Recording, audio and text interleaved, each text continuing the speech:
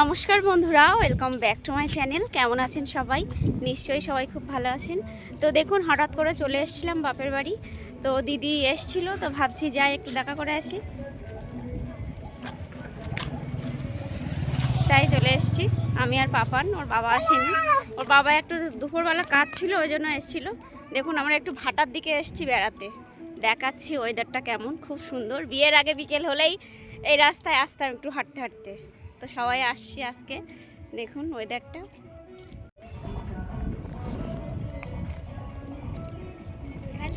কি সুন্দর জায়গা। দেখ, এখন মাটি কেটেছে, মনে হচ্ছে দার্জিলিং এর পাহাড়।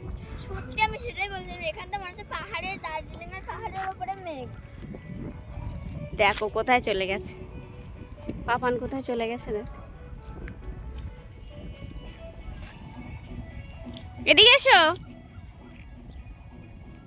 সুমানা, ভাইয়া তুই ওখানে কি দাঁড়া, একটু ফটো তুলি।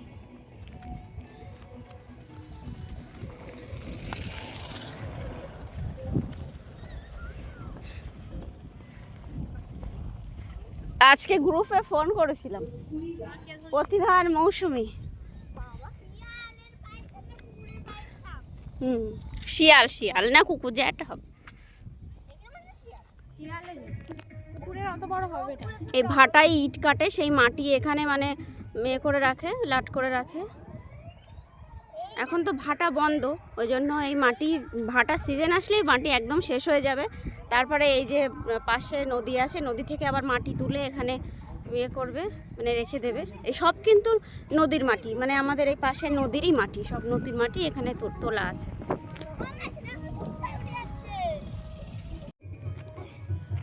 দেখুন বন্ধুরা, পাহাড়ে উঠছি সবাই মিলে।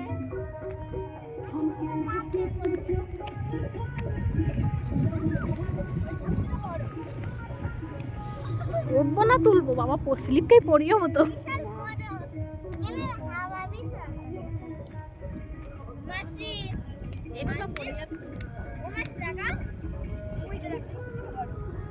সব একই সাইজের, কিন্তু এটা সবথেকে বেশি ভাটার ওইগুলো সব একই সাইজের, মানে ওই যে যাতে ইট পোড়ায়, কয়লা পোড়ায়, সব একই সাইজের।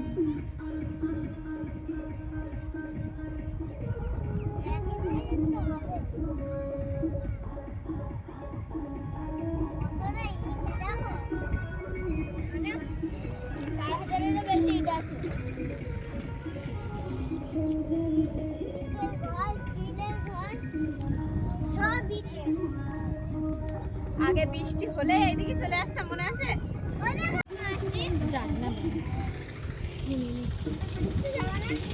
সন্ধ্যা হয়ে গেছে, এখন